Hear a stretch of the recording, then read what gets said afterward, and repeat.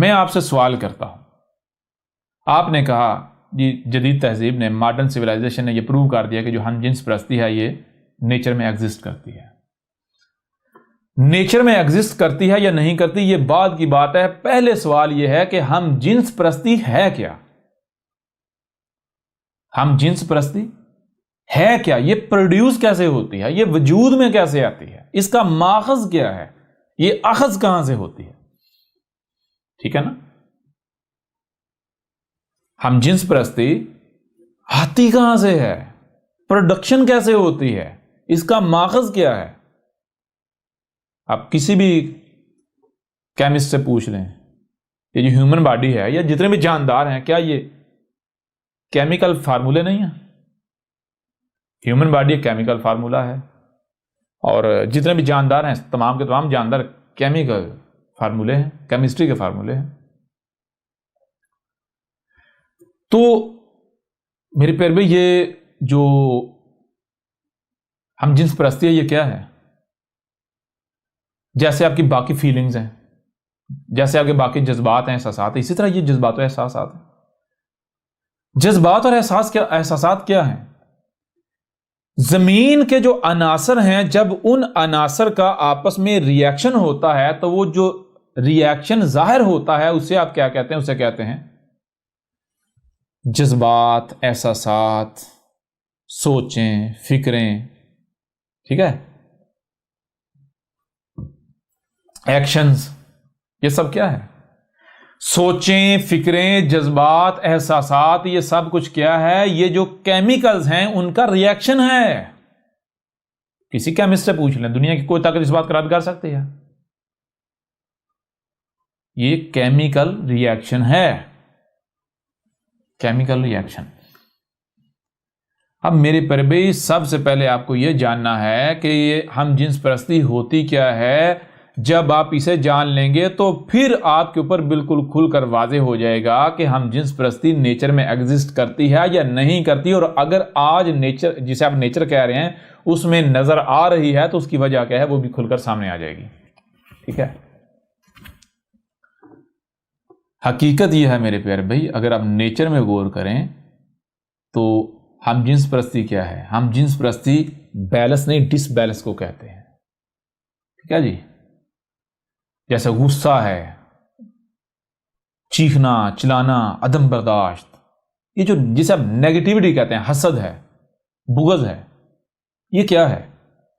بالکل آسان، جو اس کے سمجھنے کی آسان فارمولہ ہے یا آسان طریقہ سمجھنے کا، وہ کیا ہے؟ وہ یہ ہے، جیسے مثال کو ایک ترازو ہے نا، دونوں طرف اگر وزن برابر ہے تو وہ بالکل بیلنس ہوگا، متوازن ہوگا، لیکن اگر دونوں طرف میں سے ایک طرف وزن کم یا زیادہ کر دیا جائے، نتیجہ کیا ہے؟ وہ ڈس بیلنس ہو جائے گا۔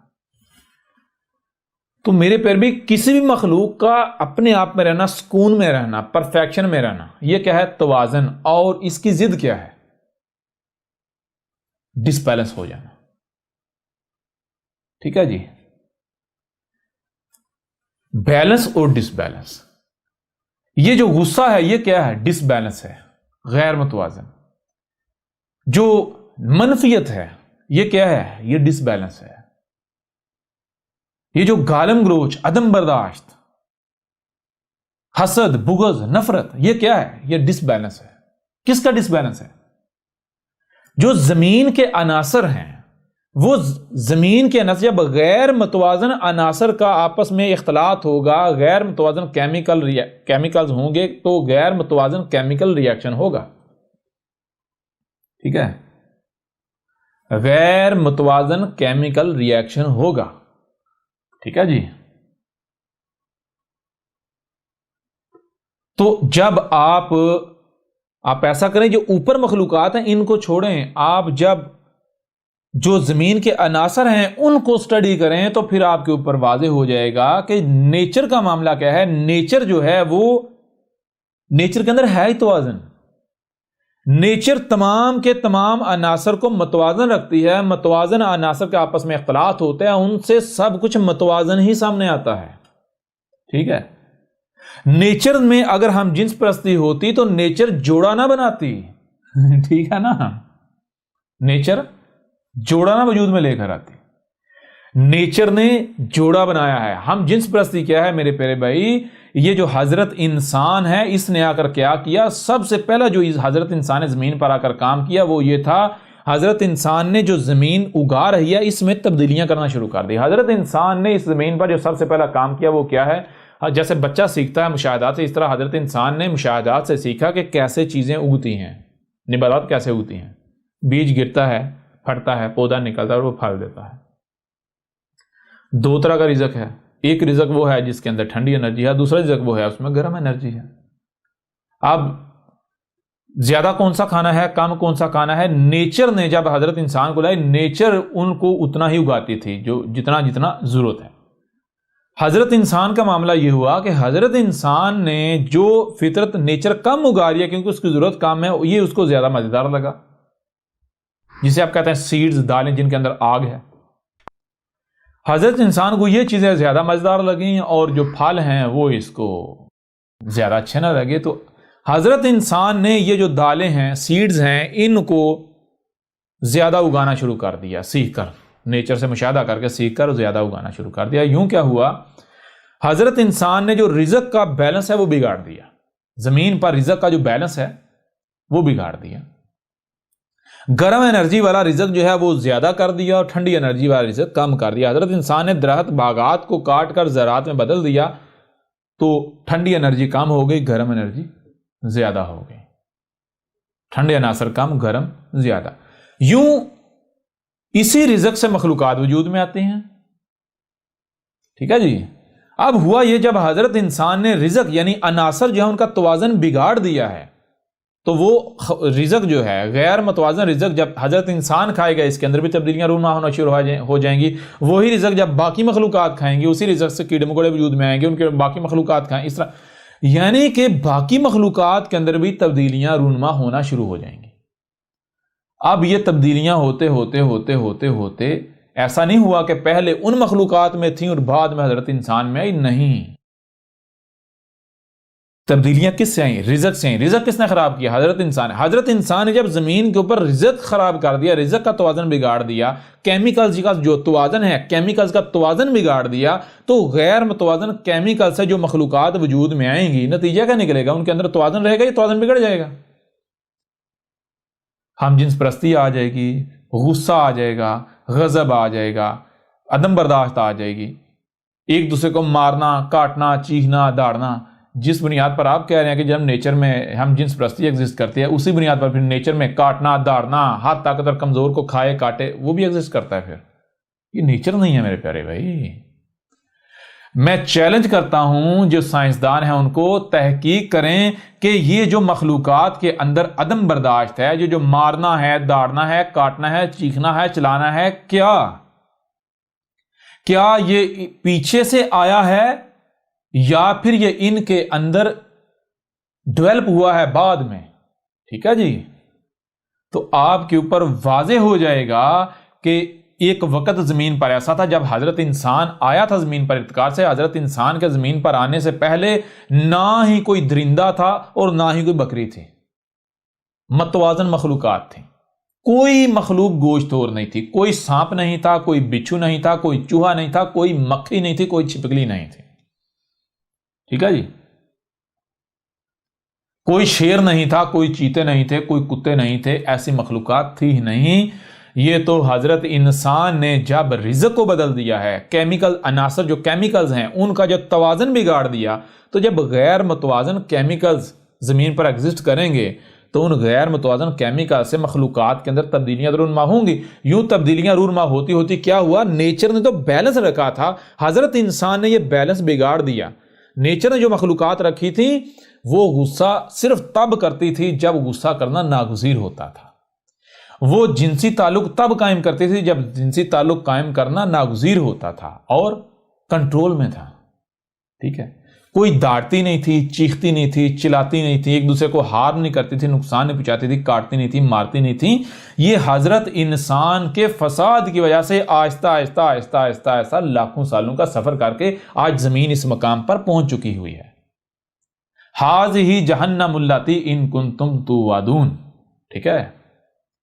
حضرت انسان نے اس زمین کو جہنم بنا دیا. جب حضرت انسان کو لایا گیا تھا تو یہ زمین جہنم نہیں جنت تھی. کوئی ایک بھی جاندار ایسا نہیں تھا جو حضرت انسان سے ڈرتا تھا. کوئی بھی جاندار، جتنے بھی جاندار تھے آپس میں ایک دوسرے سے ڈرتے نہیں تھے، خوف نہیں کھاتے تھے، آپس میں کھیلتے تھے، کھیلتے کودتے تھے، خوش رہتے تھے، انجوائے کرتے تھے. ٹھیک ہے. اور سب کے سب یہی رزق کھاتے تھے، یہ پھل اور یہ دوسرا، یعنی کہ یہی طیب رزق کھاتے تھے، پیور رزق کھاتے تھے. کیوں؟ کیونکہ یہ جتنی مخلوقات ہیں آپ کو سانپ بچھو جو کچھ میں نظر آ رہا ہے، یہ الگ نہیں ہے، یہ آپ ہی کی اگلی سٹیجز ہیں، یہ آپ ہی کی بعد والی سٹیجز ہیں. اس کو بھی ہم سائنٹیفکلی پروو کریں گے. دنیا کی کوئی طاقت اس کا رد نہیں کر سکتی. ٹھیک ہے. تو یہ سارے کا سارا یہ حضرت انسان کا تبدیل کیا ہوا ہے.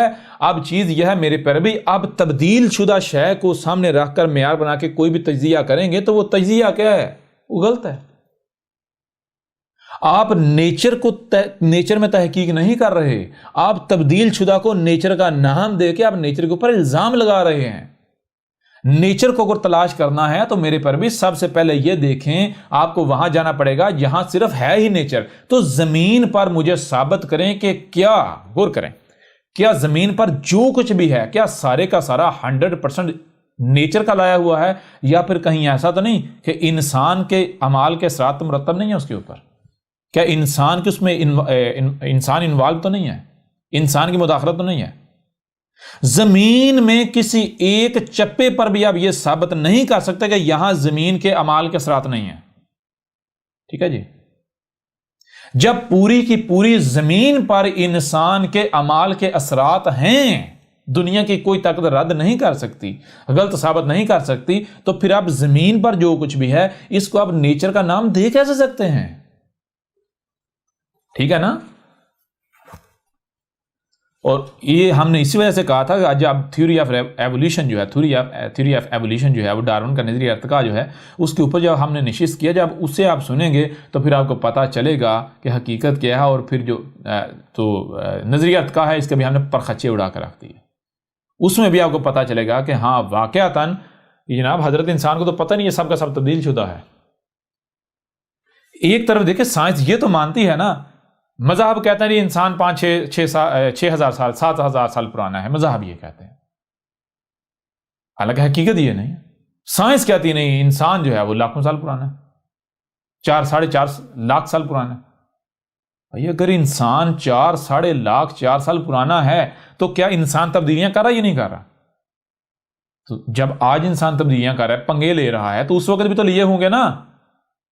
تو آخر وہ جب انسان نے آج سے 4 لاکھ سال پہلے یا 3 لاکھ سال پہلے یا 2 لاکھ سال پہلے یا 1 لاکھ سال پہلے جو زمین پر کرتوت کیے تھے، ان سے کچھ نہ کچھ تو بنا ہوگا نا، کوئی نہ کوئی تو اثرات مرتب ہوئے ہوں گے نا.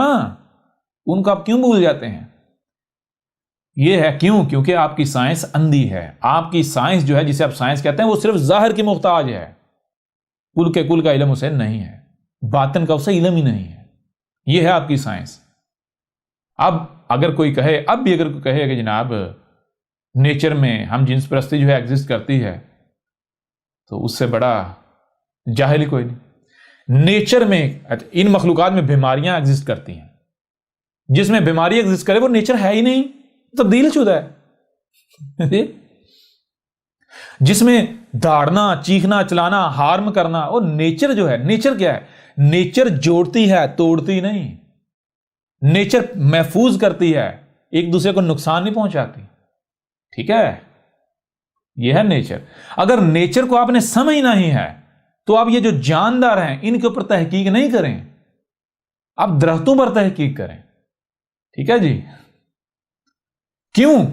درختوں پر انسان کے پھر بھی اثرات کم ہیں بنسبت جانداروں کے. کیوں؟ جاندار وجود ہی ان نباتات سے آئے ہیں، جو نباتات انسان کے کرتوتوں کا نتیجہ ہے. ٹھیک ہے.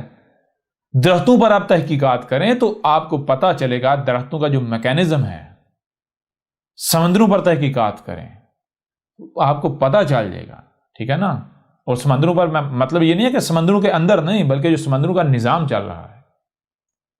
وہ جس حد تک آپ کو نیچر نظر آئے گی تو نیچر آپ کو بتائے گی نیچر میں ہر مخلوق اچھا نیچر کیا ہے غور کریں میرے پاس نیچر یہ ہے نیچر اپنے لیے نہیں دوسرے کے لیے کرتی ہے نیچر اپنے لیے زندہ نہیں دوسرے کے لیے مثال درخت لے لیں درخت کی مثال کوئی ایک بھی درخت ایسا ثابت کر دیں جو واقعتا نیچرل کسی حد تک نیچرل ہے کوئی ایک بھی درخت جو بھی پھل اگاتا ہے کہ اپنے لیے اگاتا ہے ہر درخت دوسرے کے لیے پھل اگاتا ہے